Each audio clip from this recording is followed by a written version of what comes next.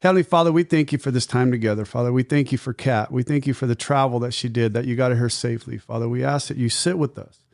Father, you open our hearts and you open our minds as we listen to Kat's story. Father, let her story reach that one soul that we're trying to reach.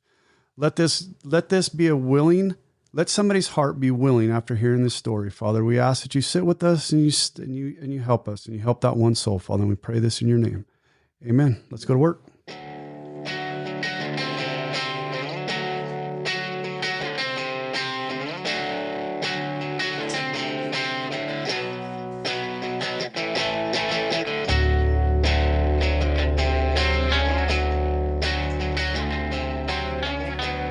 What? You're going to put that mic to your... Stop flipping me off. We just prayed, you dick. Hi, Robert. I like that. Or thank you for not swallowing on the mic. Dick. Hi, Larry. We just got done winning a football game. Did we? We did. But the best part was, Larry, restraint, what we talked about, restraint of pen and tongue, which is a great AA slogan. And you, the person least likely to do that, I'm proud of you. You know what? I'm not going to lie and not say I'm not still a little stirred up. I was talking to Katie on the way home, and I'm like, you know what? I love that I'm able to hold my mouth, right? I'm getting better at it. Much better. Right? And I recognized my surroundings very quickly and recognized that we're around a bunch of kids. It's a church league. It's a church league. We're around a bunch of kids, and I literally, as my brain started to click to the bad side, I just turned around and walked away. You know what I was doing? What? As I was moving, I was about 5 feet from him, and he was talking to you. I was picking up the double leg on the ground, reverse. You had it visioned already? He was gone. You had it visioned? Yeah. You were waiting. Yes. You were just plotting. I love folding clothes with people in them. I was folding clothes. Yeah. That was literally, yeah, it was powerful for me. I'm still a little stirred up, but that's you know a what? Spiritual experience. It was. You know what? I'm going to bring her in first. You know what? We started this in July 7th of 2024, and I didn't know how to do social media. I didn't have anything. I didn't have an clue what I was doing, but I started reading through, Instagram, Facebook, and going through all the sober sites and this and that. And I come across this lady, and she's, first off, her blonde and beautiful. She's gorgeous. And I started reading some of her story, and she started talking about being sober out loud. And it was one of the first ones that I'd seen ever spoken that way. He uses that all the time. I love it. It's awesome. I absolutely love it. And so I started reaching out to her on a DM, I didn't know.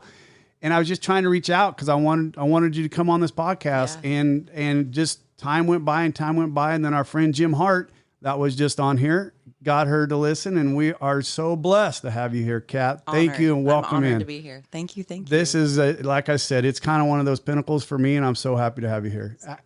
Actually, I thought I was getting catfish until I saw you last night. I'm not going to lie. Rob don't know what catfish is, Mary. Will you please explain that to our friend over there? It's like when somebody shows up and they're supposed to be attractive and they show up and they look like you. And they're not. We talked about that with Stephanie. Stephanie said something about filters. Mm-hmm. Yeah. And that's you were worried that I was going to be filtered. You know what? Here's the thing. She doesn't wear a lot of makeup, so you weren't hiding behind makeup. I can promise you that. So, but yeah, no, it was just, so when Jim got you, we got in touch and we started working through it. You've been a pleasure to get to know, and I'm so excited. I've listened to your story. I've read some stuff about you, and you got an amazing story. I love what you do. We're going to talk about that a little bit later on, for everything you do for your services and everything and how you stay involved. But we're gonna get into your story. Cool. We want to get through that, and Rob and I will intervene and question whenever we want. And but we pretty much let you shut up whenever we want. Whenever we want. It is our show. Yeah. It is our show. Where do you want to start, Kat? I want to start with Mary's Dolly Parton koozie. Is that Dolly? As we should. Oh my goodness! Yeah. I need that. Yes. That's amazing. Dolly girl. Man, I love me some Dolly. Okay, so we'll start at the beginning. My name is Catherine, but I go by Kat. Mm-hmm. And my sobriety date is November 1st, 2015. I really didn't want to be sober this long. I'll be honest about that. You had a plan? I did. I'm going to stay sober 1 year. No, it was 30 days. Oh, it no was shit. 30 days. I needed to get the heat off my back. I needed my family to trust me again. Pretty common, isn't it? Yeah. It's pretty common. Want your back to stop hurting? Right. Get her off your back. Get them off your back. Yeah. And, they say it pretty often in Southern California. I'm based out of Orange County, but, we have incredible recovery down there. And they say this, like, you caught alcoholism in the rooms. And I'm forever grateful for that, because I really didn't want this to be my thing. Right. Like, I really anticipated a different future for myself. But explain that a little bit, though. I mean, we're going to get clean and then. Well, you know what? When I think about when I was younger, I've always been incredibly driven, very ambitious, like the building blocks of the human that I am today have always been there. Right. But some of the things that I remember most fondly was like this overwhelming feeling of like sadness and not feeling like I belonged. And were you an only child? No. Okay. I know. She's got brothers. I do have. I have one brother. He's 4 years older, but both of my parents were incredibly hardworking. Okay. They both worked full time. My mom went to school to get her master's when I was little. So, we were at home with each other a lot, and I'm super grateful for my family. They taught me the importance of hard work, right? And I think that's so lacking nowadays. Yeah. But, I just remember, never feeling okay. And just, it's weird. And I wasn't able to identify these feelings until I got into, a 12-step room and I was able to put verbiage around it, because I listened to you guys and I was like, first of all, this is like pretty common between alcoholics and addicts, like this restlessness, irritability, and discontent. I did not realize that until I was in the rooms for a little while, and I kept hearing that repeated. In your own yes, skin. And then I was like, I was. Yeah. I didn't realize I was, and then when I started going back on some of the times, and yes, I was extremely uncomfortable. Yeah, extremely. Yeah, but I think we don't identify it as that. I just was like, I just don't want to feel me. Right. And, started at a young age being able to manipulate my own feelings. And, it started, with being, I would spend a lot of time with animals. Animals have always been like a very comforting thing for me. I grew up in Colorado, so I would be out in the fields, looking for snakes and digging for lizards. And I didn't wear shoes till I was like 7, for real. And just had this wild hair, super like little towhead girl. And, I spent a lot of time alone, and, I found solace in, animals and, being in nature. So it's funny that, that's still one of my tools today for recovery is, I hike with my dogs almost every day. Can I ask you a question? Yeah. From listening, there's something about horses. Yeah. About their heartbeat. Would you please explain that? Of course. I didn't know this. Yeah. So I've also, when you have like little kids, you save all their artwork or maybe. So all of my artwork is horse drawings. Like I've been obsessed with horses. And my mom taught at a high school. One of her students taught lessons. And so every Saturday morning I would go ride. And I've just always loved horses. And, it's so interesting when you get, in your 30s and 40s and you start to heal, we go back to the things. And so about 5 years ago, I was invited down to these stables. My friend was volunteering at this horse rescue. And I've always known that I love horses, but I didn't really know, exactly why. And so I started to like study them. And now I take my clients several times a week. But so essentially horses have not been given like super sharp teeth or claws to fight something off, right? But what God did give them was insane instincts, and they have the ability to feel vibrations. Yep. And so a horse can actually feel your heart beating from 100 yards away. Like that's almost an entire, it is a football field, right? It's technically 90 yards. And then, because they have to be able to react if they're going, because they're so massive, they're prey animals. Right. And, they can also turn their ears 180 degrees. They can see 300 degrees with their eyes. They're the biggest eyes of land mammals. And, they react, 0.03 seconds is how long it takes them to react to something that's behind them, which is why you have to be very careful when we never want to come up on a horse. Anyways, you walk next to a horse and within 90 seconds, your heartbeat is in sync with theirs. And they're so intelligent that they know, that if your heart is beating too fast, they lower their heartbeat to lower yours. And so they're like this energetic Xanax, and I don't share this with my clients until after, because I'm like, just take a mental note of how you feel now. Right. And, there is so much that happens that we're not even paying attention to, like our nervous systems are just up, down, and we just automatically want to, reach for the pill or the potion. Yep. And this is a way to be like, hold on, let's look at, what about sunlight? What about, taking a walk, moving our bodies, being around something this amazing. And so I always encourage my clients to find a place like the stables, find a place.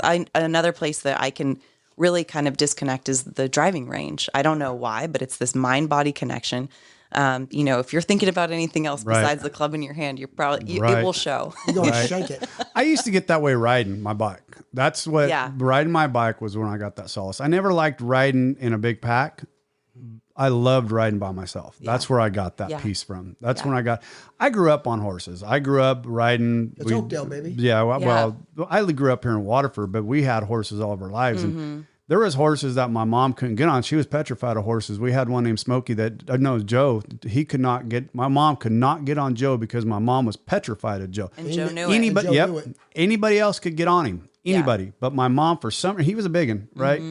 And my mom was petrified of him. Every time my mom would try to get on him, Joe would just kick her right back off. Yeah. Didn't want her anywhere near him. Yeah. And it was, they're very instinctive. Very. Totally.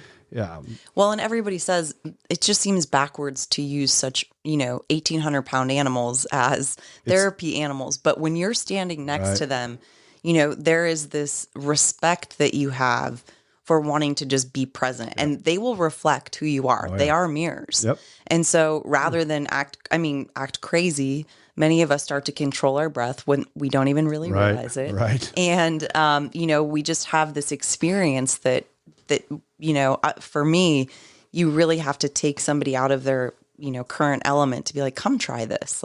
And then they're like, holy cow, I feel amazing. And I was like, and you're sober. You have to keep your sobriety date. Right. That's what I'm going to get at. Yeah. So that's one of the coolest things I get to do today. Did you ever ride or did you? No, I rode. Did you ride too? Yeah. Good. And then when I started at this horse rescue, she told me to start getting on the back of him again. And she teaches English riding. And I don't really care for English riding. That's a different saddle too, isn't it? Yeah, different saddle. It's so hard. You're basically controlling the horse with your thighs. And it's like a lot of, posting is, and it was just so frustrating. And every Saturday I would go and I would just, go around the ring and I would choose it's these incremental, I couldn't tell that I was getting better. And I'm not that kind of girl. I want instant gratification, damn it. Yeah. And I also want, this is why I love lifting weights is because I can physically see the results too. I'm putting on 45s and then next week I'm going to add 15 and, it's this ability see progression. Yeah, totally. Yeah. So, it's been challenging. I was working with my sponsor on it and she said, do you think that maybe you don't like it because you're not good at it? Yep. Yeah. I said, yes, but listen, I gave myself 7 weeks and I was crying before I got there, with anxiety. Because you're okay. And I just didn't want to do it anymore. And it was this is my safe place. I just feel like I've given it a good Were you try. getting resentment against the horse? No, or the actual process. It was totally, and I was like, I don't even fucking want to do this. Right.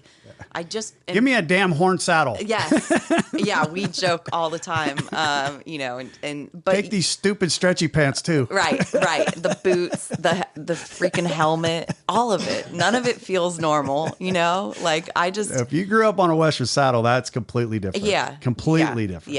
Yeah. So.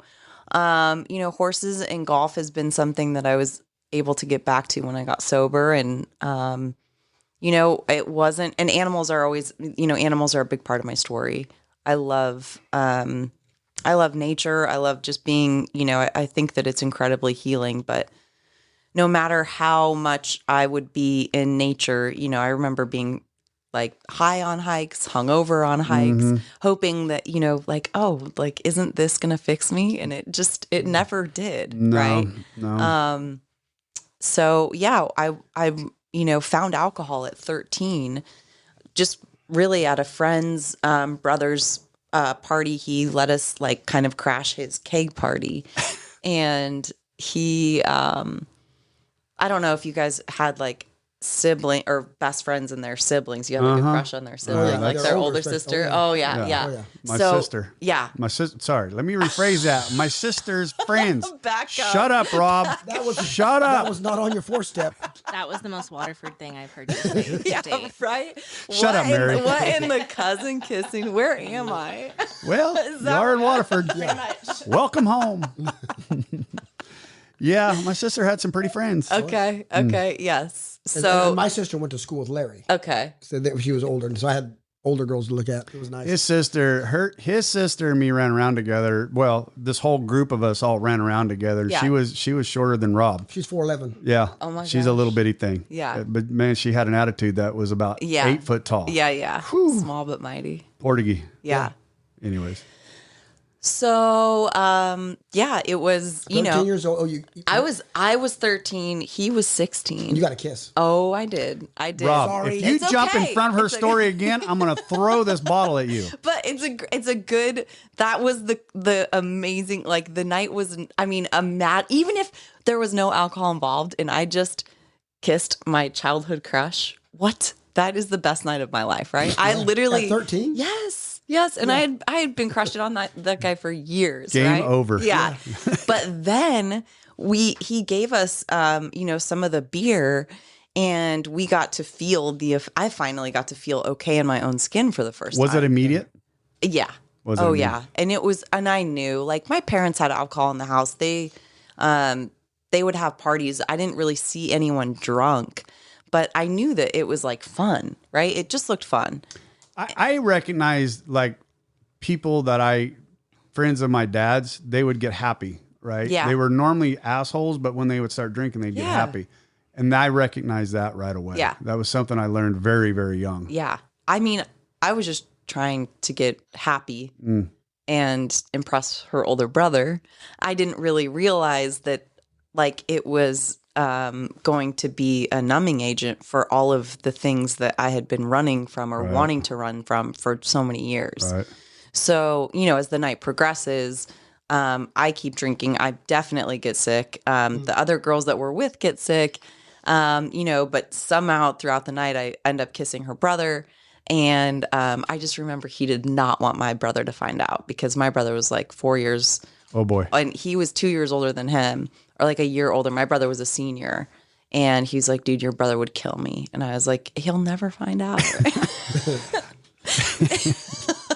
When did he find out? Just now? Yeah. I don't think I didn't. Yeah.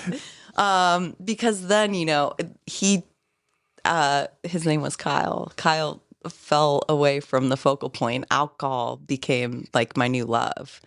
King Justice. Yeah. And it just seemed like so amazing. And then I had access to it because my family had it. I'd be like mixing. I remember one night we were at my other girlfriend's house and we mixed all of the liquors. So tequila, vodka. Oh God.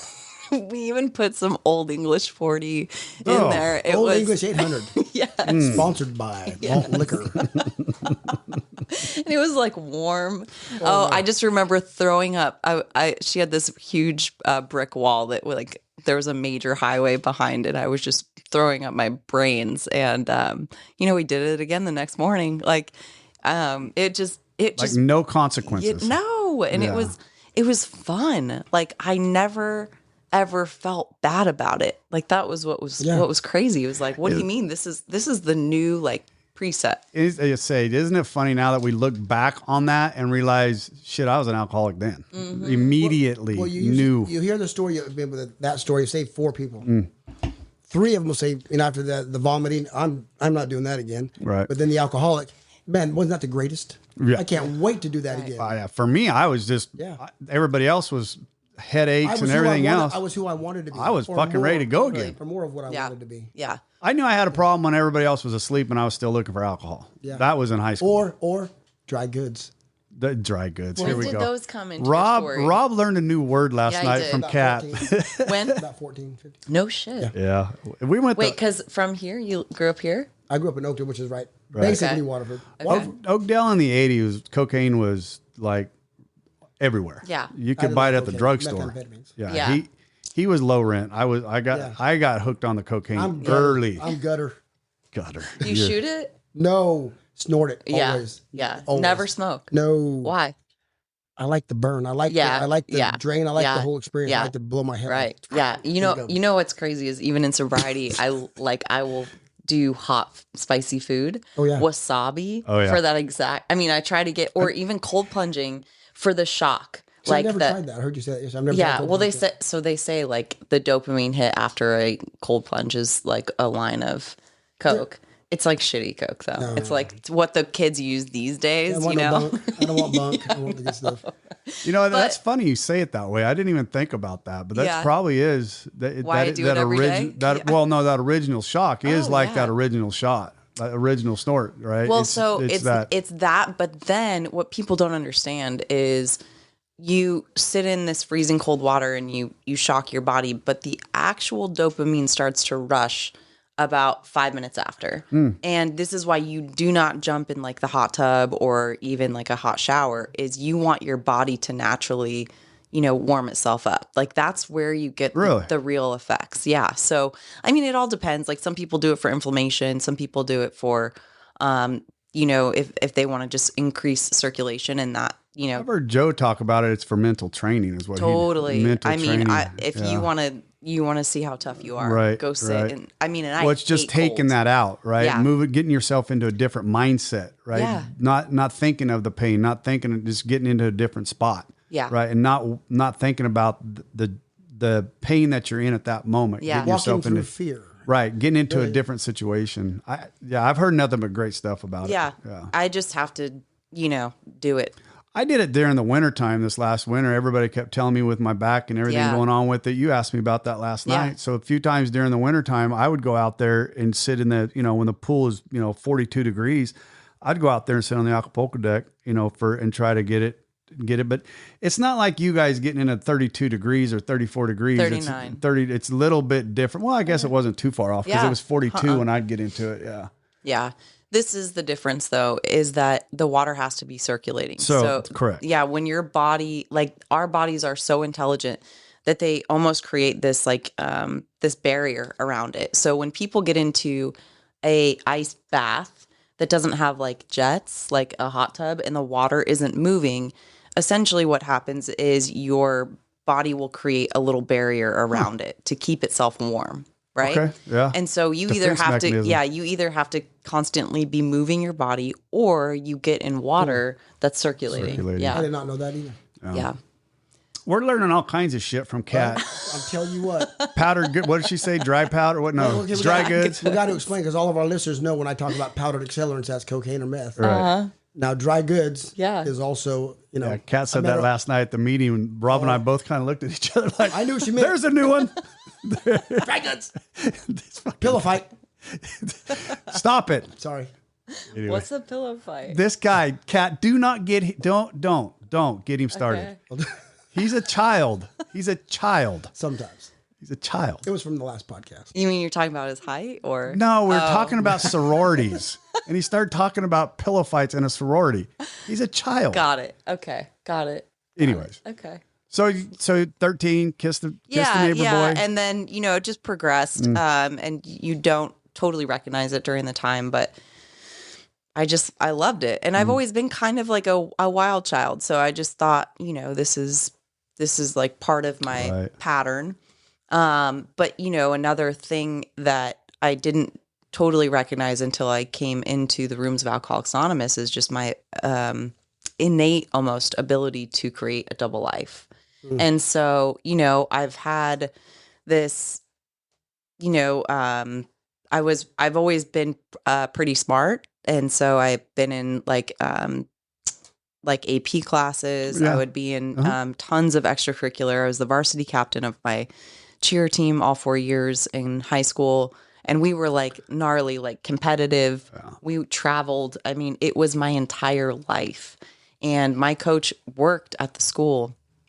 And she, if she caught wind of us even being at a party, we were benched. And if we drank, we were cut. Like no questions asked. Wow. Yeah. And so, it just became very natural to me to like, okay, well, you just drink before you go to the party. Right. Yeah. And then I would also go to parties at other schools because I didn't want anybody to be talking about me at my school. Right. Thank God there wasn't cell phones then. Oh, there was. Not to our extent, though. There wasn't social media like it was. Right. This is 2002. Right. So you guys had flip phones. Yeah. Or I had like a Nokia, like little brick phone. The brick phone. Yes. So good. That's funny. Yeah. Those are things like. Thank God there wasn't no cameras in the 80s. Yeah. I know. I'd still be in jail. My social media team always asks me for like pictures and videos. I'm like, I literally, one, it's a like blessing. Yeah. It is. But two, a lot of the pictures I have, I look totally fine. They can't tell that I'm loaded, because I was so good at putting my life together. Is that like the actor on page 30 we read about, Yes. Yeah. Yeah. Yeah. Just like everything was totally, looked normal on the outside, but absolutely on fire on the inside. So, being able to have this double life, I learned very quickly in high school, how easy it was for me to just show what I needed to show, be part of the jocks, be part of the, academic crew, be part of the, cheerleading, and then just kind of keep everyone at an arm's length and never really dove into one group, which also substantiated the fact that I don't belong, right? That I don't really fit in anywhere. So I'm just going to try to fit in everywhere. Yep. And then, when you were spreading around too. You weren't getting in one spot, so somebody got to know you real well. Yeah, and it's also a defense mechanism because we. I don't trust anybody. I'm not going to let you get close to me. I want you to know. Yeah. I mean, I don't even know who I am. I just know that I'm terrified of that girl, and that's why I'm always running from her.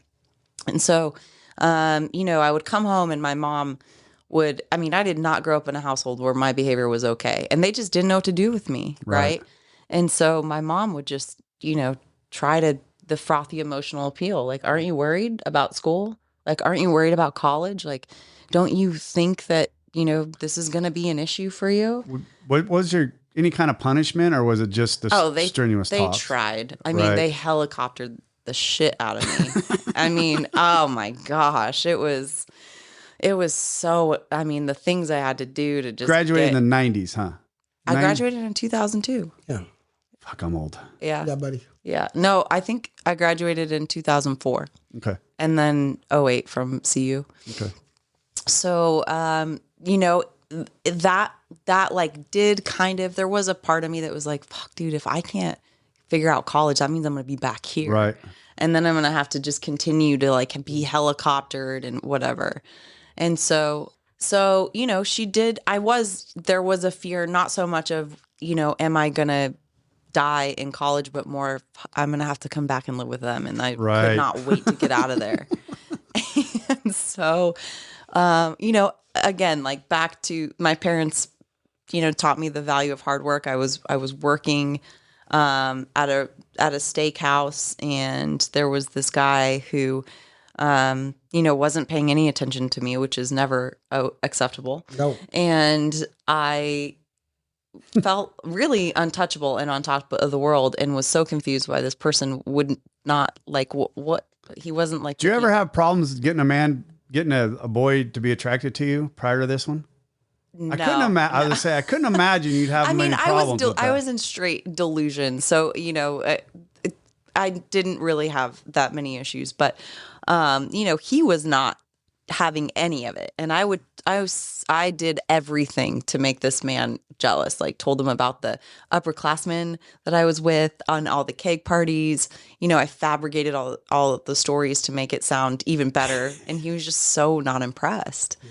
And so Gay. That's exactly it. Or a man of faith, one of the two. Yeah. Well, I didn't know that. I didn't know that he was a man of faith. And so, I did ask him, I was like, are you gay? Like, what is the deal? And he Sounds like something Larry would say. I would have. Yeah. He looked at me so disgusted and he was like, no, you're not a Christian. I have no desire. That's pretty good. Yeah. And, his parents raised him right. And so, I'd never heard that before.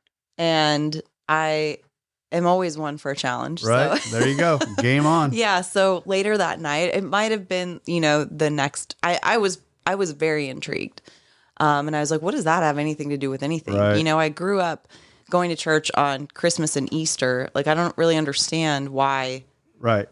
That was your Christianity. Yeah. And so, we were rolling silverware in the back of this restaurant. And I just said, what do you mean by that? And he said, listen, like the things that you're doing right now to really, like feel whole, essentially, the partying, the drugs, the men, Jesus died for you right on the cross so that you could live a life of freedom. Like he loves you so much that the things that you're doing right now to feel love, it doesn't even compare to how much he loves you. Was he doing that witnessing right in at work? Yeah. Oh yeah.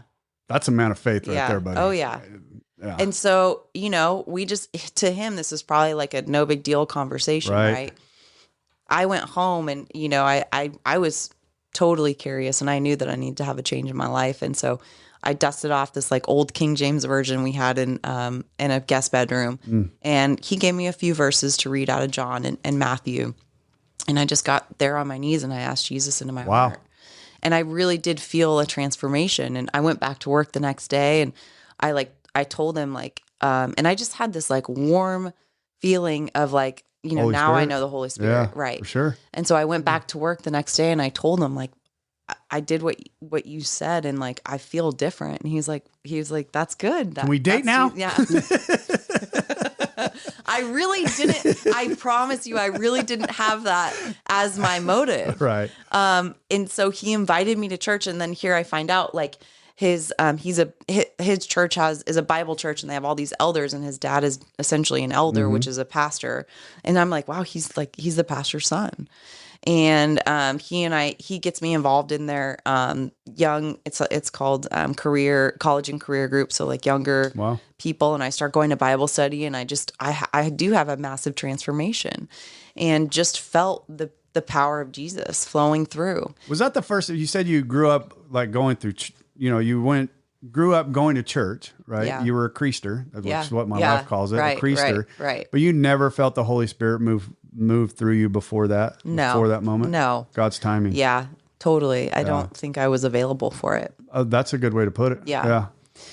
So willing heart. Totally. Yeah. And, my parents loved the transformation. They thought it was a little strange, but they would much prefer this version of me than the other version. Right. And so, he and I started to spend more time together. And then, we would, after work, we would go line dancing. And I mean, we had a lot of fun together. And I had never really been with a man that respected me and would drop me off and, on time and would walk me to my door and would know like weird stuff. And That had to be pretty impressed. yeah, I mean, No drinking during that period of time? You cut it. No, It yeah, was gone. It was gone. Wow. It was gone. How old were you? 18. Okay. Yeah.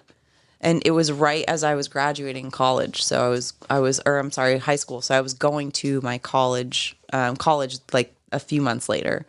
And he was attending a community college, and was still working at that restaurant. And, we got very close over that summer. I went to school in Boulder, and I got baptized right before I went to school. And then really we just like were hanging out all the time. He was always in my dorm room. We were always going to like Bible studies and getting like super involved in, they did have quite a bit of stuff available to you. And we got engaged that following Christmas. So I was 19. Wow. And my family was like, now this is a little weird because you're so young. Right. But they had loved the transformation. And so my parents are very much about higher education. They're like, she is going to graduate. Like, this is not like get her pregnant, and they said, as long as she graduates, we support it. And so we got married when I was 20, and there was alcohol at our wedding, but I didn't drink. And then, I moved, my dad helped us buy a little condo, and I had 2 years left of school, and we would have, dinner parties with his family. And I do remember I would like try having like a glass of wine, and what would happen is my mind was hijacked the whole rest of the night. It was just like, I didn't know that this was alcoholism, but I do have an allergy of the body, which means that if I have one, that my whole like mental outset is now lit on fire, and I am obsessed with the second and the third and the fourth. And so it got to the point where I just stopped drinking entirely, because I was like, this is so annoying. I couldn't even be present for conversations, right? I was just like, I was able to white knuckle it and only have one. But I just remembered like, this isn't worth it, right? Because I would immediately, my brain would go to, I want to drink that whole bottle. I want to be drunk. I would drink to get drunk, Yeah. And it was really confusing to me to be, having those feelings, because I really thought that when I accepted Jesus, all of that would go away. All that's going to be fixed. Yeah. Right. Yeah. So what's going on here? Right. Right. I was like, wait. So you were about 3 years in that at this point. Yeah. Right? You're about 3 years. Yeah. And, instead, also something I learned about, the disease of alcoholism is it manifests in other areas. And so, I put a lot of energy towards school. I was obsessive about running. I got a little Jack Russell, and she was just the love of my life. And I, took her to class, and we would hike and run every day. And those things have endless amounts of energy. Totally. Endless. Three bodies will take to wear one of them things out. Yeah. Well, I would be running so much that when I got her leash out, she hid under the bed because she was over it. I mean, I was alcoholically running like 10, 20 miles a day. Like, it was insane. And it got to a place where, the thoughts and the feelings came back again of, you don't belong here. Right. I was in all college schools are party schools, but CU had a huge college, or party community. And like, I would see the girls that I went to high school with that I used to party with, and they're now in, sororities and like, stop it, Rob. Right. Mother. Sorry. Having pillow fights. It's a child. And, it's like, okay, I don't belong here either. And then I started to I didn't know how to verbalize these feelings. And so because we don't know though, right? We don't. We don't. We don't. I didn't know. Yeah. I didn't know till I was sober for a year and a half that's what I was feeling. Totally. 4-step. Yeah. Right. Be the step work. Yeah. Oh. Well, in the doctor's well, opinion, I heard it in the rooms, right? I heard multiple people say it in the rooms, and I'm like, fuck are they talking about? And then the more I heard them explain it, I'm like, that's it. When I read the doctor's opinion for the first time, or, when I was in recovery or in Maynard's, the phenomenon of craving. What is that? Oh, okay. And now I get it. I couldn't fight the obsession, the first drink, Yeah. I take the first drink just to kind of shut, and when your body makes that sound. Oh, yeah. Right? Yes. You two monkeys are like twins. But I didn't realize, okay, then once I do that, then I couldn't explain why I didn't know where I'm going to go, how much more I'm going to drink, what else am I going to put in my body. I didn't realize that part of it. Right. That it wasn't, it's not when you get by train, it's not the caboose that kills you. It's it's the first one, the first drink. Yeah. Yeah. That sound. Yeah. That feeling. Yeah. A feeling. And for me, most of the time, it was to stop the shakes. Right. I drink. But at first, for me, it was okay. Getting ready to go. It's preparation. It's medicine. It was for me early on. Get my mind right. It was for me early on. You know, we were just talking last night. I mean, I get that instantly where I have to have whatever I just had to make me feel good. I had to have it again. Yeah. I just the way my body's wired. Yeah. So disease of more. Oh yeah. Yep. Yeah. So, you know, I didn't really, again, have a platform or avenue we would go to Bible studies, and I just couldn't verbalize. I didn't know this stuff about not feeling okay in my own skin, you know, and I graduated and I did really well in school, and I got a job that sent me to a sales conference, like sales training conference that first year. That first month that I was working for them. And, you know, I walk in and I see fun, like outgoing people just like me, and they're drinking. Yep. And I tell myself, hey. Did you have the 3 rivers rule? What's that? If you cross 3 rivers, all bets are off. It's okay. Okay. What's that mean? He's talking about if you get far enough away from home. Oh. If you get far enough away from home, you're okay, right? Some of the guys would say, if you cross 3 rivers, that means... That means it doesn't count. What happens there stays there. Right, apparently. right. Yeah, no, I didn't know that rule, Rob. But now I do. Well, so, you know, I justified to myself, it's been some time, right? And then the first night. I can drink like a gentleman now. Yeah. Well, and I actually didn't even try. I just got hammered. Well, that's what you do at conferences, right? Yeah. I just, you know, I just followed suit, to be honest. And for the first like few conferences, it was like fun. They loved me. I could be my old self. Plus I was married and like had that life too. And it felt like, okay, this is what I was missing. Right. And then it just progressed where, you know, you light the allergy, and I mean, I'm drinking. You had a good now. balance. You had a good balance to begin with. Yeah. Your balance got tipped. Totally. And then, you know, out at a, I would even like suggest to my husband, like, hey, let's have wine tonight. And he'd be like, what do you mean? Cause he knew the old me. Right. Yeah. And so, so he never drank at any time. He would have a beer but he knew from the jump that I was an alcoholic. Okay. He sent me to AA meetings. Oh, wow. Okay. Or to one. And then I was like, I don't belong there. I sat in the parking lot the whole time. So you never made it in the building? I can't remember. I either made it in the building, but I didn't go in the room. I was like, this is, I still had my, you know. You fucking people are weird. Right. Why are you chanting? What are you chanting? Right. So, Serenity. So when we, you know, like I knew that I kind of had to hide it from him because he had this like idea that I was an alcoholic, but I, you know, had to get really honest with him when I was at a trip. And the last thing I remember was being at the hotel bar, and then I woke up in another man's bed.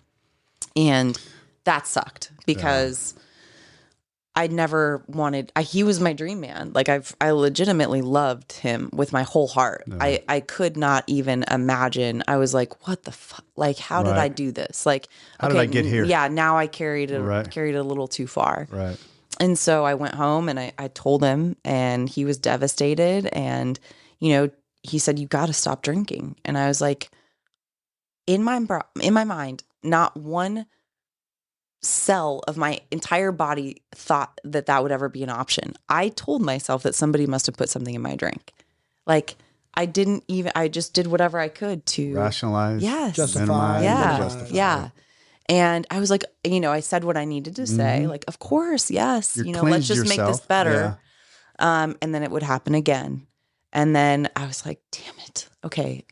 Well, I did, you know, because I would be like, I just didn't eat enough, or somebody put something in my drink. And, you know, it was just this, it was like, I'm hurting this person. And so we agreed that I would quit my job because it was the job, right? Even though he knew it wasn't. And we moved to the small mountain town, you know, and geographical change. Yeah. And, you know, it was like our last ditch effort to start over. We got in a new church, and, you know, I started doing Bible study, and, you know, I do what I always do. I last for about 4 months, and then, you know, the itch comes back. You get thirsty. Yeah. Yeah. You show up. Yeah, exactly. Mm-hmm. Exactly. And, you know, in this circumstance, a client showed up of mine with a bag of cocaine, and I was like, sure, run it. you know, and it was like, I just knew I have this. That's an itch. Yeah. You weren't even drinking? Oh, I had like been sneaking a little, Right. you know, because I could never like stay stopped. Right. But it was really, and here's how I rationalize my drinking all the time is like, well, as long as I'm, you know, in like a safe environment and I like don't. There's not a man around? Yeah. Yeah. Right. I'm like doing it at home. Right. You know, and then like, just in an environment that, you know, with other girlfriends that are going to drop me off, you know, like it was never safe. It was always a risk. And so I hated myself so much though. You know, I didn't have a way to really sort through the guilt and the shame of what I had done to him at that point, and just how like I just felt so shitty about myself that it was only a matter of time if I didn't do the work, you know, and he really came from the, you know, ideology that Jesus can just make you clean. Right. And I believe that, but I don't think that faith can dig out the poison. And I really think that the 12 steps of Alcoholics Anonymous is the only thing doing a thorough 4th and 5th step, doing the 9th step, making an amends and going up and cleaning up the wreckage of my past has been the only thing that has helped me. That might not be, you know, somebody But else's do you think experience. it's this, Kat? It's not, Jesus can, you know, God, because I believe firmly, and of course, if we have a resentment, a fear, guilt, shame that we want to be rid of, if we still hold on to that, there's one reason. It's either your God's not strong enough or you're not willing enough to let it go. It's not God's to take. Yeah. I mean, it's not ours to give. Yeah. I mean, it's not his to take. It's ours to give. Yeah. So you said it right the first time. Yeah. If you're not going to give it, Right. he's not going to take it. Yeah. And it's just that simple. But I mean, because guilt and shame are not the same thing. Guilt is, because the shame is what got me. And once we confess Yeah. and we own, Yeah. the guilt should be gone. Yeah. It was taken. But guilt is, I did bad. Shame is, I am bad. Right. And Right. that's what used to bite me, because and if I am, and I'm going there anyway, Yeah. you know, because I could have swore going to church all my life, you know, growing up, the pastor would say, you know, don't touch, don't eat, don't drink.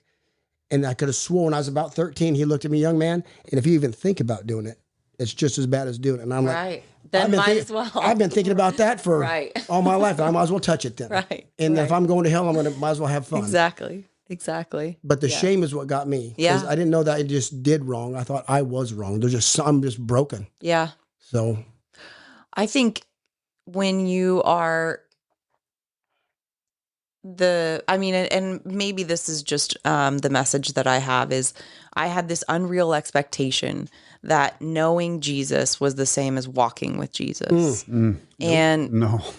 right. Right. And that, you know, I felt like I had this superficial faith, and that like I didn't truly know. And this is why I have the story that I have, is because knowing him and having him pick me up out of the deepest pits of darkness and never leaving and always coming back for me no matter what has helped me understand his love and undying, like just devotion to me, and that I'm the one that leaves. Right.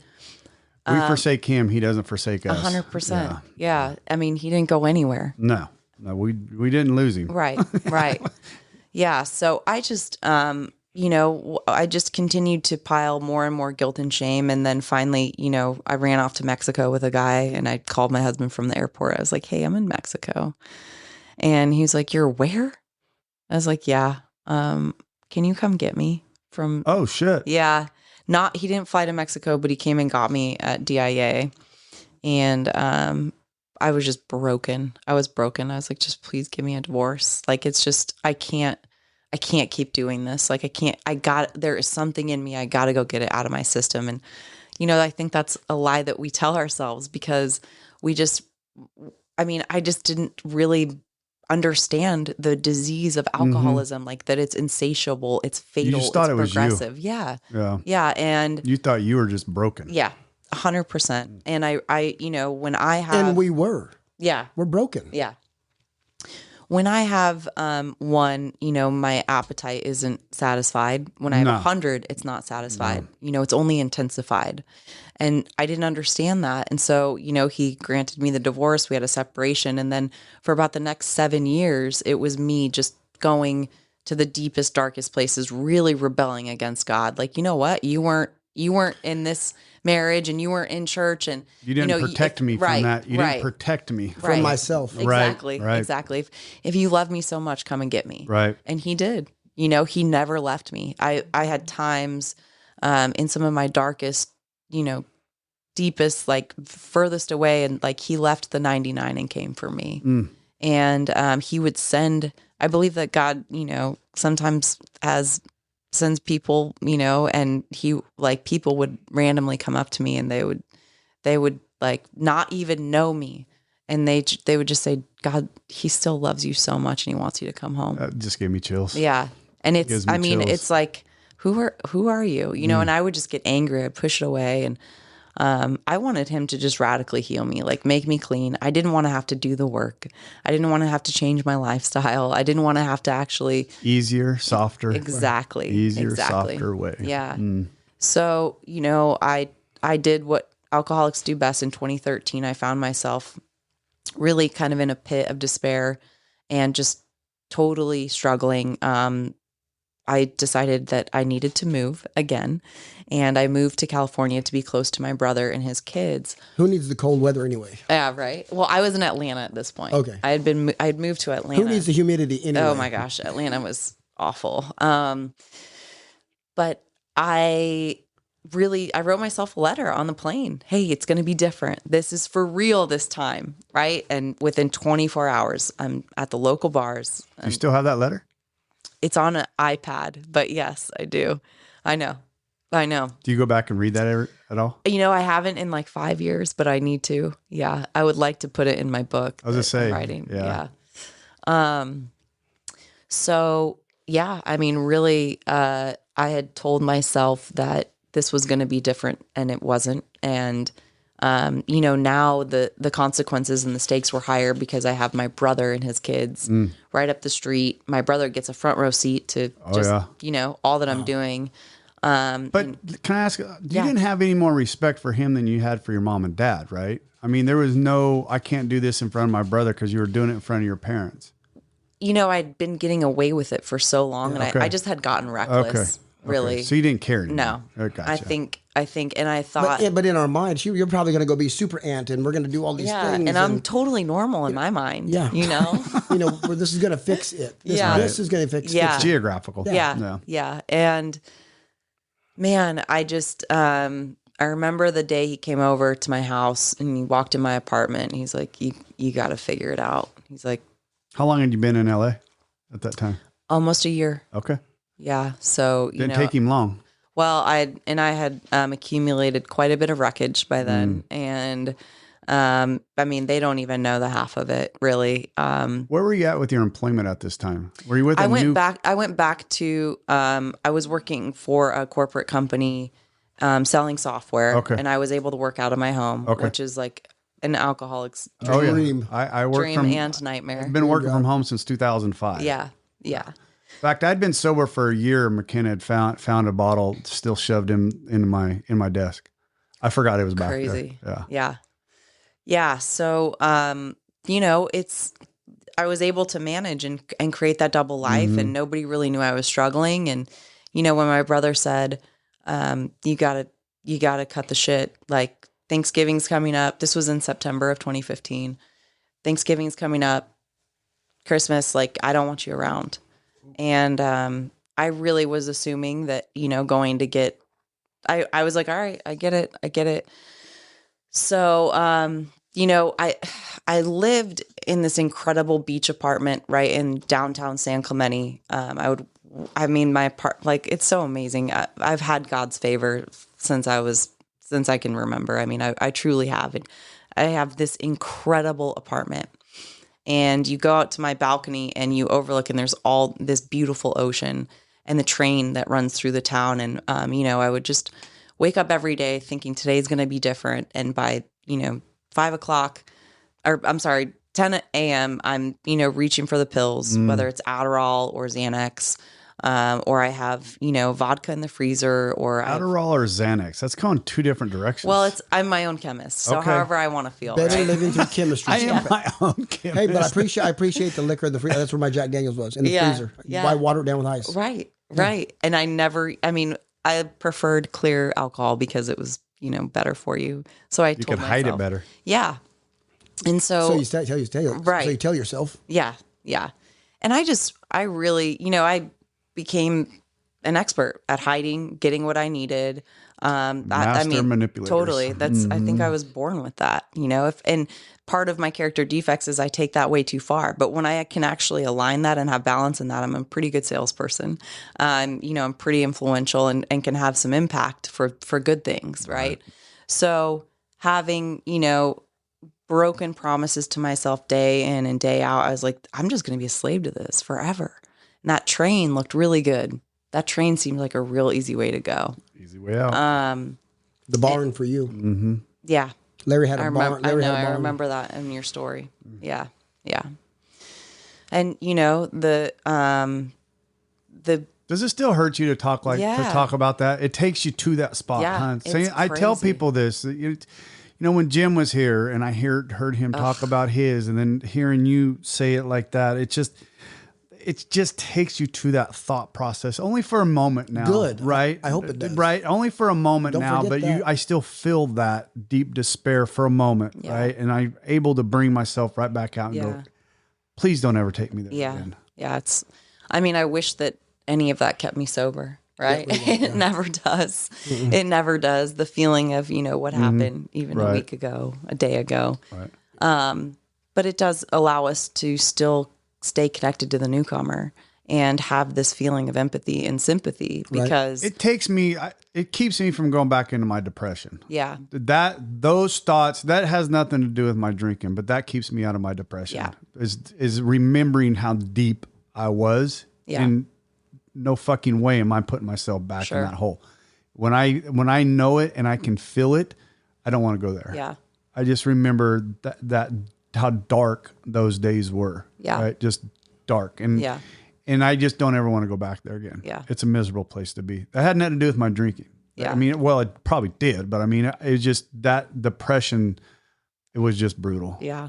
Anyways, sorry. Well, I had, I still had my Jack Russell at that point, and I had gotten another dog who I would try to force to run with me, and he didn't really like it either. But at that time, they were like 12, 13, and I would just look down at their little gray faces, and they were the longest relationships I had ever. They had gone through all the moves from me. They didn't care if you got drunk. They didn't. They didn't. And they were, we had been through it. And I couldn't bear to leave them. And so, when my brother came in my apartment and, asked me to get some help, it was almost a relief. Because it was like, you don't even know the fight that I've had. Like, thank God somebody kind of found me out. And I had always been very active in the gym and, always tried to work out. Amazing what results you can see when you stop drinking and, stop staying up for 3 days at a time. You start feeding your body besides vodka. But, I was at this gym and this woman, I would talk about, how I was on these benders and, like how amazing I am for showing up to the workout, even though I hadn't slept. And, since Tuesday, and it was like a Friday morning and just like, bragging about all my Thought escapades. it was bragging. Right. And this amazing, beautiful woman would just like kindly like look at me and she'd be like, if ever you want to talk about sobriety. And Was she like, older? Yeah. She was like 10, 15 years older. She had 15 years of sobriety. Beautiful. Do you still know her? Yeah. Oh, So yeah. she's like our age. Yeah. She is, we had dinner about 8 months ago. Okay. And she was my Eskimo. She met me that afternoon. She was the only person I knew who was sober. And so when my brother said, Eskimo. that's what it's, I is like that a that. new, is that a new? I had never heard that before. Yeah. Is that the reference to the big book where the Eskimo? I actually don't know where it came from. Oh. Yeah. But, she, when my brother said like, you need to get some help, I reached out to her through Facebook Messenger and I said, hey, can we talk? And we met that afternoon. She said, sure, like when a hand for help reaches out. I mean, she was there. Absolutely. And we had a conversation. I am responsible. That's right. That's right. And we had a conversation at a little restaurant, and I just broke down. I was as honest as I could be at, 0 days of sobriety, and just told her, I mean, mostly about how I felt, hopeless, and that, I felt like I had no purpose, and that I would just wake up telling myself today is going to be different. And it wasn't. And it was to the point where I was, borderline suicidal and fantasizing about throwing myself, in front of a train and making a very permanent decision, and didn't even really talk about the substances. And she just said, I have great news that, you don't have to feel like this anymore. She's like, I felt the way that you have felt, and I'm free today. She's like, the not so great news is that the solution is Alcoholics Anonymous. And I was like, ugh. Damn fuckers. Yeah. I was like, I was almost there one day. Yeah. And I was like, no, like, I just was convinced that she misheard me, like, what do you mean? I was like, whoa. Isn't there a pill? Right. Isn't there a pill that I could take? Exactly. Or a book or a doctor or like some type of like magic, like, retreat. And I honestly had tried all those things. Like, I had tried the retreats. I tried years of therapy, analyzing and psychoanalyzing my family and genealogy and all this bullshit, and she just said, if you keep doing what you're doing, you're going to keep getting what you're getting. And I was like, okay, fine. A white flag. What do I need to do? And she said, there's a meeting every morning, less than, 2 miles from here. She's like, you need to have your butt in that seat. I was like, for how long? And she said, as long as it takes. And so, next morning I dragged my, sorry ass in there, and I sat in the back. Sober? And, yeah. Okay. But I had drank that day before I met with her. So it wasn't my, right. That was September 9th, 2015. And I was broken and just bawled my eyes out, and they just smiled and said, keep coming back. And it's crazy. It was so crazy. So that's this time 10 years ago. Yeah, you were exactly. in the rooms. Exactly. Yeah. That's cool. Yeah.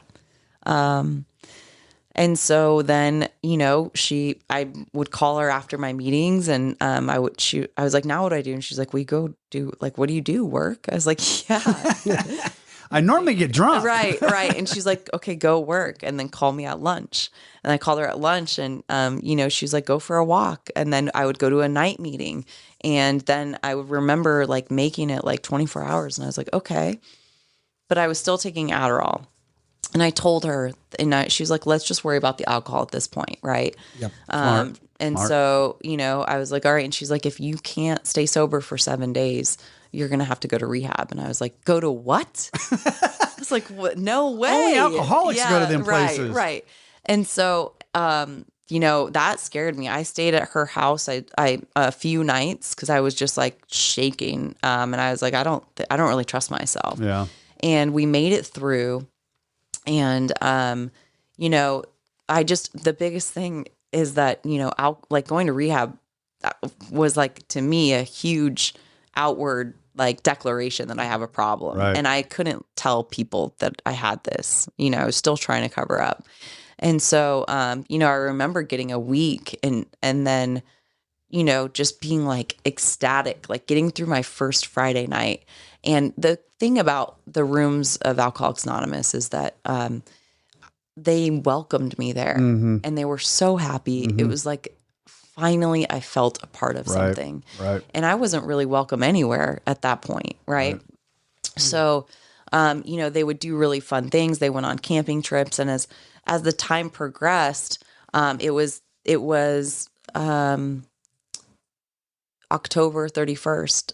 So it was Halloween night that I like flushed all the pills. So like roughly like 6 or 8 weeks later, I flushed the pills, and I was like, if I'm going to do this thing, I'm going to do this thing. Yeah. And, so that's why I celebrate my sobriety date is November 1st, 2015. And so this upcoming year is going to be 10 years. But your alcohol was September.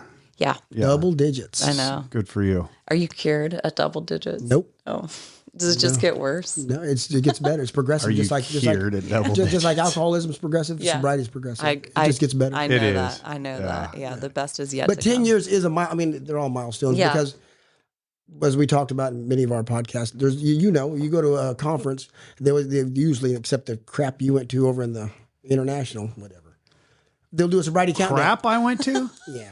Anyway, I got calls from you.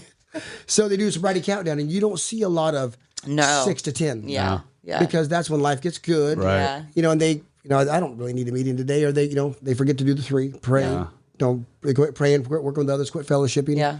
and they go back out. Yeah. So you don't see a lot of those. So that is a real milestone. Yeah. It's one of those things, though, that anytime I hear somebody come back in, I want to know why. And it's right? usually the big 3. Yeah, and our buddy Brad always says to me, "Why do you care why?" Because I want to fucking learn. Yeah. That's why. Yeah. I want to know why. What were you thinking? What were you doing? What weren't you doing? What weren't you doing? What weren't you doing? Yeah. Talk to me. I want to know, right? Because I want to make sure when I'm feeling that I'm protecting myself, that I don't go down that hole. Yeah. Right. I only got, well, I shouldn't say only. Never. Don't say only. Ever. I got a little over 3 years, and I don't ever want to go down there. Yeah. I don't want to be that. Yeah. It's not even 5 years for me, the 3 to 5. I don't ever want to go down there. I would not change this serenity and peace that I have for anything. Yeah. Anything. Katie knows it. My kids know it. My serenity and peace comes before anything. Yeah. Because without it, they don't have me. We don't have anything. Yeah, Anything I don't. you put in front of your sobriety, You're gonna lose. Right. it. Yeah. Yeah. And I refuse So what did you to work? give that up. What did you get a sponsor? Work the steps, Kat. I was about 4 or maybe 6 months. I was pretty reluctant to I guess we're going here. I was pretty reluctant to work the steps because my life got really good at about That window of willingness starts to close. Yes. Yeah. Things get better. I mean, naturally, Yes. you kick alcohol and drugs out of your life and you get into a group of positive people. You start being more consistent with showing up for yourself, for work. You start to feel better about yourself. Things will get better, right? Promises. Right. It's only a matter of time, though. If you're a real one, like the real sickies that's described in our book. That cat on page 52. If you're that, That's right. it's coming. That I am, that things get weird. And so, I'm 90 days sober and I am loving, maybe I'm 60 days. I'm loving life. I'm going to my morning meeting. I'm showing up for workouts. I'm going on like so many walks with women. And my Eskimo would be like, how are you with like the steps? Because she was really pretty far removed from the fellowship. She just said, you need to get in there. I can't sponsor you because I have 4 kids. She's adopting 2 more from Africa. She's a nurse, very like huge woman of faith. She spent a lot of time like in service at her church. At church. And so she was like, I really think you need to get more, your sponsor needs to be involved in the fellowship. I said, okay, yeah, cool. All while looking at the steps and thinking that those really for like the real low bottoms. Yeah. That's for you. I'm good. Right. Like, got look- this. I don't look need how to tell anybody my shit. Right.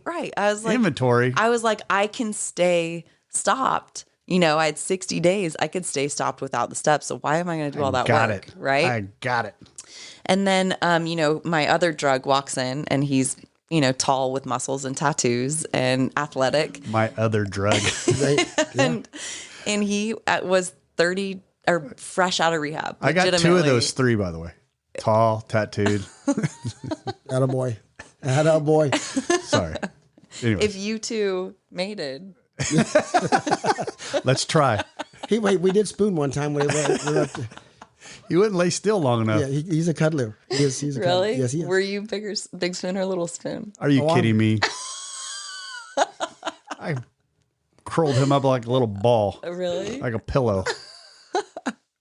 So, anyways, That went dark. this gentleman walked into my morning meeting. And, Hold on, I can see what's coming now. yeah, you already know. I mean, it was game over. I'm an untreated alcoholic, right? That is 60 days dry, who thinks that I have all my shit together because I have gotten 60 days of abstinence. And then I meet a man who just got out of rehab who is probably also looking for his next high. And we make eye contact, exchange phone numbers in the parking lot afterwards. We are texting that whole afternoon. I can't wait to see him the next morning. We sit next to each other. We go to breakfast after. You know, we're finding out we have so much in common. What could go wrong? What could go wrong? What could Wait, go wrong? no sponsor to bounce things off Right, of. So right. I mean, running unattended is Yes. always good. Running Hey, unattended. unsupervised, just out in the wild. And yeah, we go to breakfast and he puts his hand on mine and says, "You're going to be my wife." And I said, "I know." And so he proposes 2 weeks later, and I gladly accept because it makes sense to. Because it made total sense. Right. And then, you know, I introduced him to my Eskimo. I was like, "Oh my gosh, you got to meet him. He's amazing. He loves Jesus too. And he's a professional golfer. Oh. So my dad's going to be so proud. And he's really good looking. And, you know, he's And mom's going to be proud. right. He's sober." And she was like, just shaking her head, like, "No." She's like, "You really need to get a sponsor. Like, I love this for you, but let's focus on the steps." She's like, "It doesn't mean you have to break up with him, but let's like really." She tried to convince me that the steps were important. And I was just so high on the relationship. Yeah. And so, you know, he and I convinced each other that we were going to just be like boy meets girl on AA campus. And we were only going to be that much better and effective as Because leaders. what could go wrong? a sober power couple. Mhm. And so we just went to the courthouse and got married a week after that. And so I had known this man for 21 days. And we got married, and I went to this woman's house to tell her how excited I was that I got married. And I just said, "Hey, you know that guy that I was telling you?" She's like, "Yes." And I was like, "It was too good to be true because he's married to me." And Lucky she didn't punch you. Yeah. she literally, her mouth dropped to the floor. Yeah. She was like, "What did you do?" I was like, "I got married." And she's like, "Oh my Good gosh." grief. She's like, "Is this real?" I was like, "Yeah." And I had like the court papers and everything. And, you know, he and I marched into our morning meeting the next day, and everyone thought that we were batshit Just crazy. as proud as We were can be. so proud. Chest just blown out. Look at us. We got this Promises. shit This is- whipped. Right. Yes, This is whipped. the promises. We don't need no damn steps. Nope. Do it our way. If Yeah. we're painstaking, look, Exactly. Right. Exactly. Yeah. So, you know, we lasted for, I don't know, a good like 3 weeks doing like really awesome. another 21 days. Yeah. And then we are traveling, and I like would bring him with me to travel. And we were in Florida, and I was at this conference, and he said, we're about to go to bed, and he said, "You know, I think I could drink again." And I was like, "Oh my God." And Run. I know I just was like, "Oh shit." And I was like, "Really? Okay." And he's like, "Yeah, cocaine is my thing." And I was like, "Okay." I was like, "I know that I cannot drink. You know, I just know that about me. But if you think that you can, try, I guess." I don't That's know. impressive that you got to that without going through your steps, and that you had gotten to that realization that you knew you just could not drink. Yeah. Right. You knew the first step was Well, not taking that drink. I had tried. I had spent years trying to Okay, manage my okay. drinking, you know, and like I just so that experiment failed Yeah. so many times. you knew. So I had Right. I had the research, I had the R&D to back it up, you know, and it was just a very, you know, that I always go back to that feeling of when I have just one, my mind is hijacked, and it's just annoying, Right. you know. So I knew that I couldn't, and then it was only a matter of time, probably weeks, that, you know, he didn't come home one night and he stopped sharing his location. And I said, "Hey, is everything okay?" And he's like, "Yeah, I just got into like a minor fender bender. I stopped and had a few beers at the bar." I was like, "Oh, okay. What?" And then from that, he went from having a few beers at the bar, and he was at his dealer's house that fast. that fast. Yep. Yeah. And I mean, that I haven't heard it described any other way. No. Right. In Yeah. the short time I've been around here, I have never heard the relapses or I can try this one more time. I've never heard it go any other way. Yeah. It was back. If they're the real instantly. deal. Right. Yeah. Yeah. Yeah. I know for a fact I would be. I know damn well I would be. Oh, Yeah. I wouldn't survive, but I would be. Yeah. So, this is the first time that I'm now on the other side of the addict. That's what I'm saying. right? Did you recognize that? No. What I was you like, did to husband number one, husband number two kind of did to you. yeah. Yeah. I mean, I have this like queen baby mentality. So don't you know that that's not going to happen to me, right? It's like divorce immediately. But I did beg and plead and be like, I don't understand. Like, can you just come home and like, let's figure this out? And he couldn't come home. He couldn't stop. I was devastated, and thank goodness I had smart feet. He was gone again. Yeah. Well, he wouldn't. He could. Yeah. But he wouldn't. Yeah. He chose other. Yeah, of course. And so, Isn't it thinking about that? I mean, think about that for a second, right? You felt it. You knew what sobriety felt like, right? You had a hardworking, sober, beautiful woman at home, and he still couldn't make it home. Yeah. Still couldn't make it. That's Cunning, baffling, That's totally powerful. still the grip it had on him had no clue. No clue. yeah. Wow. Yeah. So, I mean, thankfully I had smart feet and Didn't drag you with him. She knew where to go. I just went to the meetings. I was Right. bawling my eyes out. These girls at one of the meetings were like, what is going on? Are you okay? Who died? Right. And I was like, I mean, My husband. my husband relapsed. I don't know what to do. And, I'm not like drinking didn't really sound like fun, but I just was really scared I was going to relapse. Right. And so they were like, well, who's your sponsor? And I was like, I mean, I guess me. And they were like, that's your problem. And they're like, call, and they gave me their sponsor's number, and I called her, and, she was like, okay, I mean, I'm glad you didn't drink. Like, it's a miracle that you didn't, to be honest. It truly was. Yeah. And, she's like, let's get to work. And I was like, absolutely. After I divorced this man. And she's like, oh no, you don't. No, She's like, you don't. Good sponsor. Yeah. She's like, you don't get to play this God card of, I want to be married. I want to be divorced. Like, she's like, we're going to do some inventory on this. Like, she's like, what in your right mind did you think that this would be okay? And she's like, we're going to give it 30 days. And I'm like, what? She's like, 30 days, no contact with him. And we're going to wait, and we're going to do the work. And you need to sit in this. This isn't the adult behavior where you just make these drastic, impulsive decisions without really understanding why and learning from it.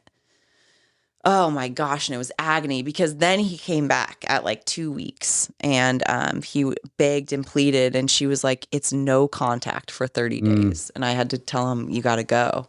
And, it was agony. It was my first. Good for you. Yeah. Good for you.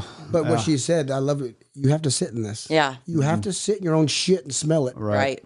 I mean, you're gonna repeat it. I set the ball rolling. Yeah. Right. And so until I understood, what, and I'm just so amazingly good at rationalizing and justifying things that when it had to be something this extreme to look at my sober behavior to say, you are not okay. Like, your brain needs washing, because this is look at how many people you hurt. Like, I had to tell my parents inevitably that I did this. Like, my brother ran into us at the grocery store. Oh, he didn't know you'd gotten married? No. Oh shit. I know. And the brother who I was trying so hard to like make everything work for, and it was a nightmare. And he sent me a long text later that afternoon after he met my husband randomly at the grocery store. And my brother was like, I don't like, this hurt so bad. You didn't want me and my wife to be a part of your life. Like, I don't like this hurt worse than anything that you could have done. And I mean, we hurt people sober, right?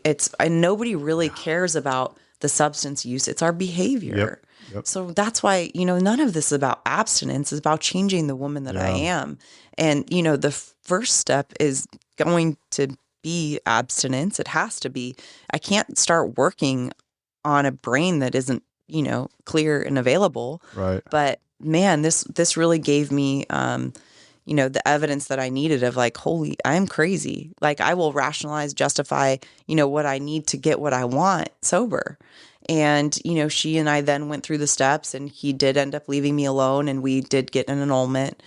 We just agreed that it was better off, and that he went his way, and he's still, I think, relapsing, and this is. Did you see him in the rooms much more after you got annulled? No. He was gone. Yeah. Yeah. He's, Well, kind of like Kat when she got her divorce. right. Ran for 7 years. Totally. Just, Yeah. they're not done. They're not done digging. Yeah. And just go ahead. Do you think you didn't tell your brother because you subconsciously knew like shit was going to hit the fan? Yeah. I mean, Or were you just I like, have this, I'm not? I also have this, fuck it, let's figure it out later type of Oh, yeah. attitude. I still have it. Yeah. And that's what makes Ask us for forgiveness later. Right. And Yeah. I mean, that's also what makes me fairly successful in other areas of my life, right? Like take the risk. Exactly. Right. Exactly.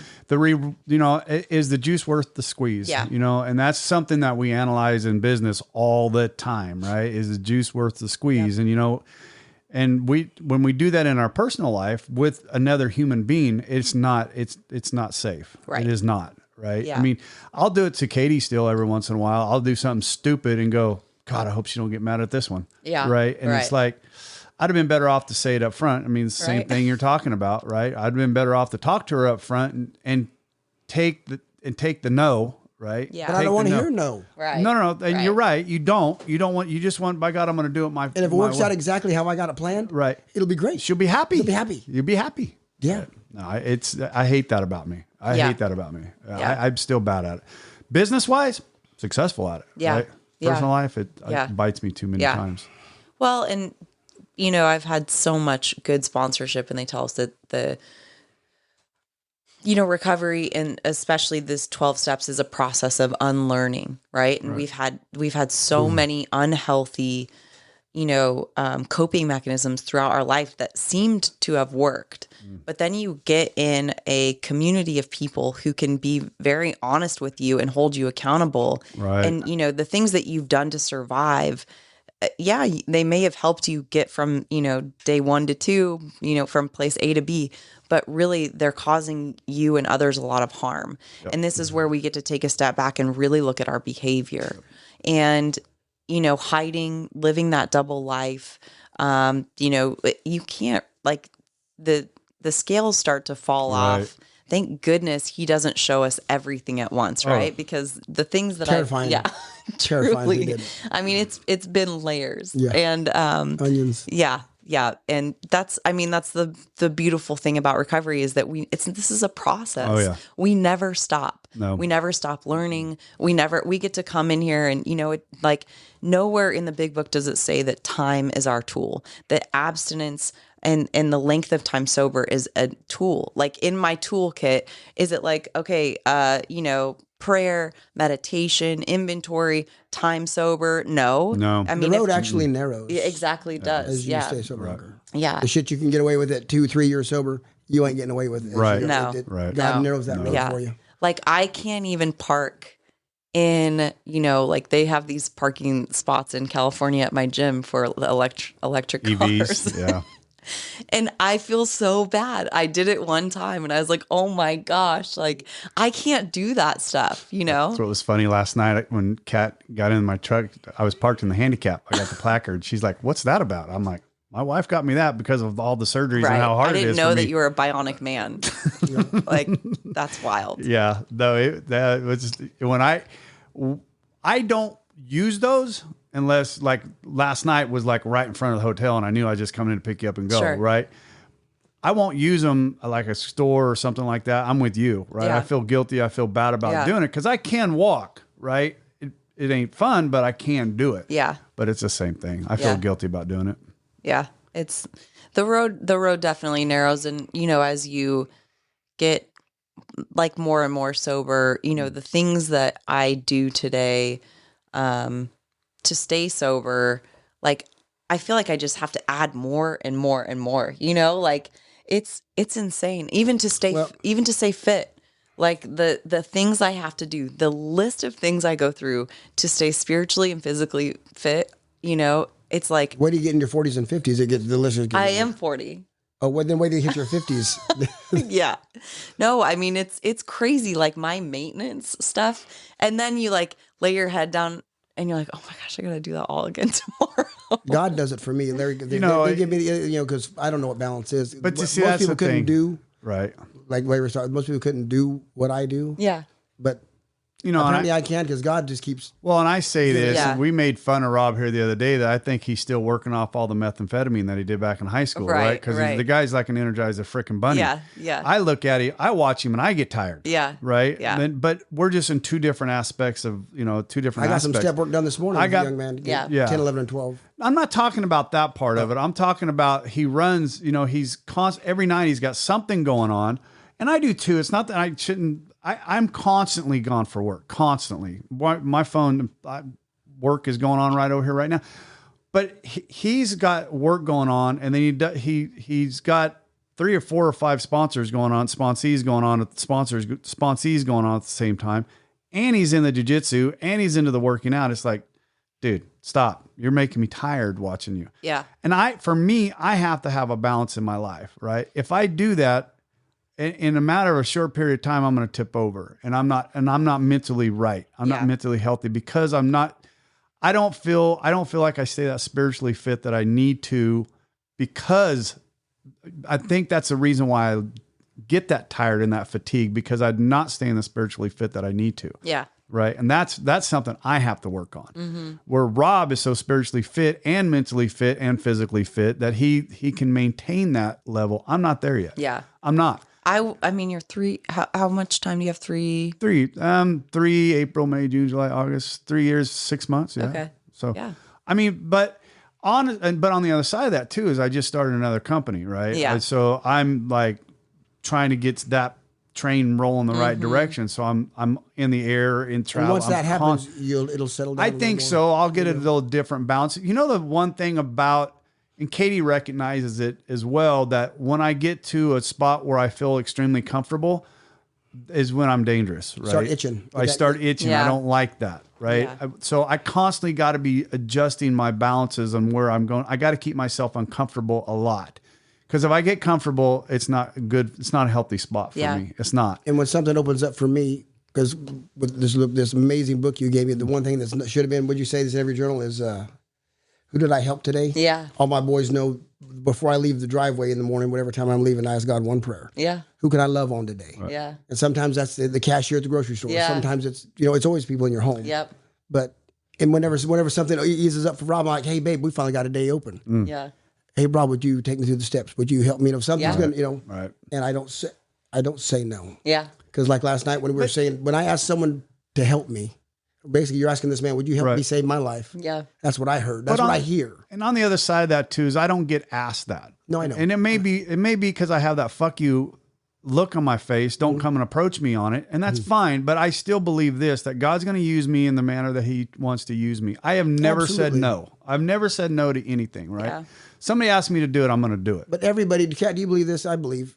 I mean, we hear it in the Bible as well. But when people come in the rooms and you have a spiritual awakening as a result of these steps, you're given a gift. Not everybody's gift is sponsorship. Right. So it could be service to another. There's got to be Yeah. some form of service. Find out what that is and exercise that gift in the rooms or wherever God's got you, and you will be blessed. You will be, and I believe that. Yeah. I truly believe that too, Rob. And he uses me in a lot of different ways. Yes. I was at work on Friday, and I had a lady come up and knock on my office door. She said, "You got a couple minutes? Can I talk?" And I said, "Sure, come on in." She shut the door behind her. Right. And I was like, "Oh shit." And she came in and she started talking to me about a relative of hers, and she wanted my advice on some stuff and wanted to talk to me about, where she should go, how should she handle it, and she was just, so he uses me in a lot of places, right? Yeah. I walk around with the A triangle on my arm all the time because I sit in airports all the time. Yeah. And I've been asked multiple times right in the middle of a airport what that is. Yeah. Some people think it's satanic, but I've had an opportunity to witness And that. God does not need our great abilities. We don't have any. No. What he desires is our availability. Right. If you'll No. make yourself available to Oh, him, yeah. he'll use you. Yeah. And that's what I said. I have never said no. Yeah, Ever. no, I know. Right. I've never. I mean, But you've been successful with one. Huh? You've been successful with one. Oh yeah, He Blake's chased doing three well. of them. He chased 3 of them out of his house. Cat, slam the door. Get the. I threw one down the stairs. No, you didn't. Oh yeah, I did. Told him yeah, to get you the did. fuck out of my house Why? because he's a dick.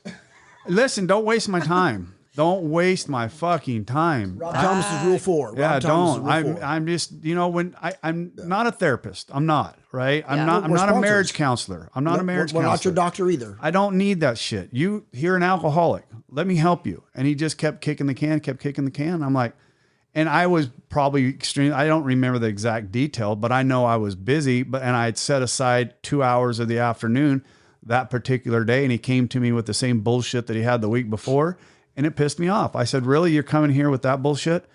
And he blah blah blah. And I said, "You know what? Just get the fuck out of my house. Get the fuck out of here." Go get finished, boy. I was Come on. And what happened? Where is he? I don't know.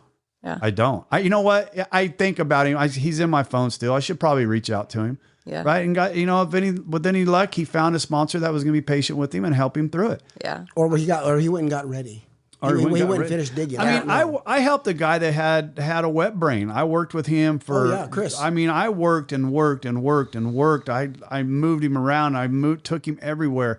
Finally started to get his memory back. Worked with him. That was I impressive, mean, actually. I did a lot for that guy, and took him into Maynard's, got him involved there, and he was doing what I thought was wonderful.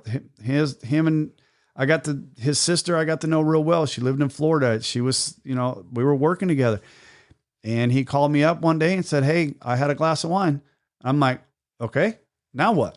And he was like, "Well, I think I'm going to go ahead and go have some more." I'm like, "You motherfucker." And I just hung up, and I can't go down that. I can't do it.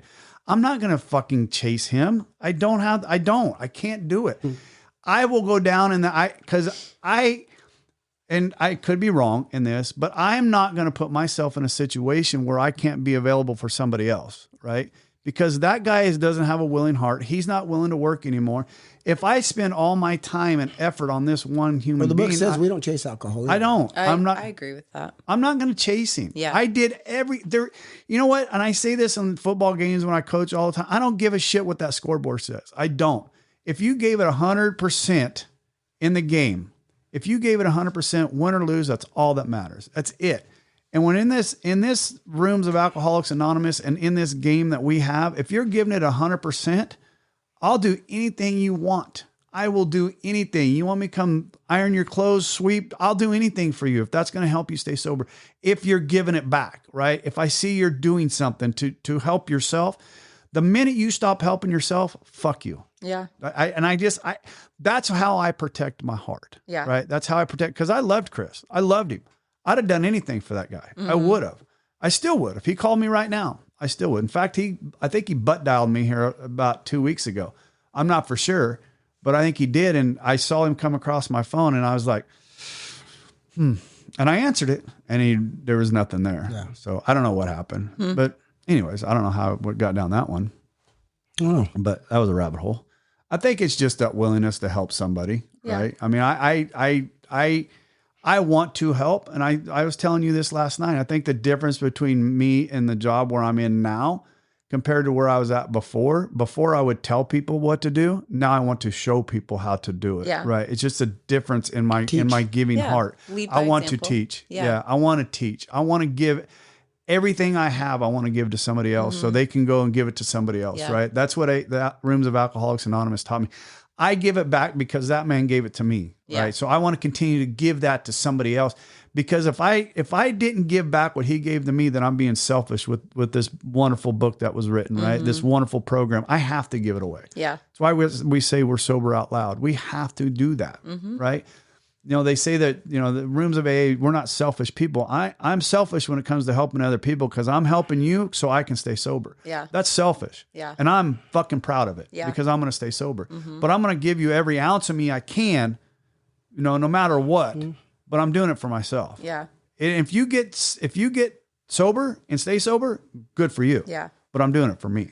Well, you've heard the story about Bill, probably, especially with your home group, but he had people in his home, and he would just bring the wet ones in his home. They're Crazy. sleeping everywhere, right? And People, suicides. One guy Yeah. committed Yeah. one guy right, committed somebody suicide. right, and put his head in the oven, Right. killed himself. And Miserable. and yeah, I mean, imagine, oh, poor Lois. Could you imagine? But like he went to Lois and just said, this isn't working. I'm bringing all these people in, and we're going broke because I'm trying to save them. Right. And, no one's staying sober. And she said, you are. Yep. So don't you dare stop. Right. Because you are staying sober. Right. And it's like, that's why we do this, like it's not, I have tons of people, women, like, they ask me to sponsor. I'm like, sure, call me. They don't, and it's like, I just have to be willing. Right. And then, and I'm the same way. Yeah. I've said it. I'm not going to sponsor unless God hits me over the top of the head. Well, with Blake, God hit me right over the top of the head. I didn't, there was no way I was getting away from that. God brings me a certain type, because God's had great success. Right. Since 9 years ago, when I kind of did the way that, the book basically. But I've got my 4 rules. As long as I stick to those. What are your 4 rules? Don't lie to me and I won't lie to you. Okay. What I say to you and what you say to me stays between you, me, and God. It ain't my wife's fucking business. It ain't your wife's fucking business. 3, anytime you want to go a different direction, go, grow. I'm just here to help. You won't hurt my feelings. Yep. Rule number 4, don't waste my fucking time. If you break one of those, I don't care who you are. Yeah. We're done. Yeah. Find someone else. Yeah. And then I'm on. And when they're ready, because God brings me the broken, usually they're, and we go. And it's been great. We've got a room full of them. Right. Yeah. And then they go and touch the way it's supposed to be. Yeah. Right. It's beautiful. Yeah. It's Jim went back to Denver and tried to he did. He started his own men's group the same way we started our men's group. It's just an accountability group is all it is. Yeah. Right. That Monday night group is by far my favorite day of the week. Yeah. Mine too. It's not even a Monday. It's not even an AA meeting. It's just there was 26. There was 26 of us there last Monday night. And it's just, we read, we're reading in the traditions right now and you can't bullshit them. No, you can't bullshit us. Yeah. There's enough people in that. Right. We're going to pull your pants down if you need it. There's enough people in that room. I can promise you, Rob likes to pull pants down more than anybody in that room though. It's a metaphor. Anyways. But that's where the phone came in. There's a lot of them that know the phone code in case you want to look at it. Go ahead. We need that kind of accountability because we are one drink away. Yeah, I agree. I agree. I think that accountability, being able to have an environment where men can be men and have conversations is... People desperately need that. I think people now more than ever are hungry for community. Yes. We have more, opportunities to connect with social media and, technology, but we're isolated because social media makes us antisocial. Yep. It really does. And, it's this counterfeit connection, right? Of like actually thinking, because I talked to, this person on social media that they care about me. And it's like, listen, like, the desire is there, but real true connection happens, when we're physically in the same presence, like eyeball to eyeball. Yeah. Right. Yeah. Like, I mean, Zoom was incredible. And I believe it. I know a lot of people that got sober, on Zoom through COVID. I know. Like, but if that's all you have, it's certainly better than nothing. But the real connection, true connection, because you can't bullshit somebody when you're sitting next to them. Body language is right. Body language is important. Right? Body language and the way I read people's hands and reads their eyes tremendously. What somebody does with their hands, especially someone who's at where we've been, and they're trying to don't bullshit a bullshitter. Right. Yeah. You can't lie to a master manipulator. No. Right. No. I was going to ask you another question. You never went to rehab, right? You never went to rehab because you said that you just felt like that was admitting that you're an actual alcoholic. Yeah. I mean, I wasn't really ready to fully tell the world that I had this problem. I was really hoping that I could just go get 30 days and chill out. Right. Yeah. So at what point, if you said this earlier, I apologize because this always is a good question I like to ask. At what point did you sit back in the chair and you go, fuck, I'm an alcoholic. Yeah. And I'm of the worst kind. Yeah. At what point did you do that? It wasn't until my sponsor walked me through the first, 45 pages of our big book and really the doctor's opinion and broke it down to me because how I had been rationalizing it for so long was, well, I still had these external things, right? I still had my job. I still had an education. I still had my car, my apartment. I hadn't gone to jail, no DUIs. Yet. Yeah, exactly. My life is not unmanageable by God. Right. Look at this. Right. And, we have such this incredible ability to lie to ourselves. Oh, boy. That, it really, truly, took somebody sitting down with me and explaining that it's not about the quantity. It's about what happens when you have one. Right. And if you want to learn about my alcoholism, look at me sober, because I still have those obsessive thoughts, right? Like my spiritual malady is still there. Yes. My alcoholism will pop up over here, will pop up over here. It will just be a matter of time, before I find another area of my life that's unmanageable, because I really it just morphs into different areas in my life. But healthier ways. Sometimes. So, and this is interesting. I have a good friend in New York, and he's got 4 years clean and 8 months sober and gambling anonymous. And he and I met, and we were talking about how he's like, I was literally in prison. He took insane amounts of money out of his trust, gambled away his apartment with his fiance. They have a little baby. And he's like, but people just thought because I'm not shooting heroin and not doing coke that I'm fine. He's like, I burnt my entire life down sober. And that, so many times we don't talk about these underlying cross addictions that, they say that gambling is a deadly disease, not because you like swallow a poker chip, but because you'll either kill yourself or somebody kills you to pay up on those debts, right? You can't actually get out of the hole that you're in. And he just has this heart for helping people because, we can walk around again acting like everything's fine because I've got rid of the substances, but look at that compulsive behavior that is actually, burning down my entire life that nobody's talking about. And you don't even realize it's happening until it's too late. With gambling, pornography as well. Yeah, Totally. with gambling and pornography, it's the same slippery slope, right? You don't know until it's gone. Alcohol, tend to get more clear because the DUI comes in, right? Yeah. The wife leaves, right? You lose your job. There's signs for you that you're an alcoholic. See, my wife said I got addicted to God when I got sober. Well, I got addicted to alcohol when I lost all my weight. Right? When I stopped eating so much, I got addicted. I'm a very addictive personality. Right? Well, I mean, but like Kat talks about, our drives, because we're driven people in the gym for me. Yep. Sponsorship, whatever. I'm always driven to do something. And if I got an idea, 100%. Yep. There's no halfway. Right. And it's just it's not halfway. It's not alcoholism or it's not drugs anymore. Right. It's good things, but you can still take it overboard. Which I have. At times. Mm-hmm. But what do you want me to do? Either a bottle or tearing my body down in the gym. Right. Neither one are healthy, right. but. Right. Yeah. Kat, you are everything that I imagined. Oh, everything. Thank you. Oh, then the next, if she's going to stay, I got. Oh, we got time. We got time.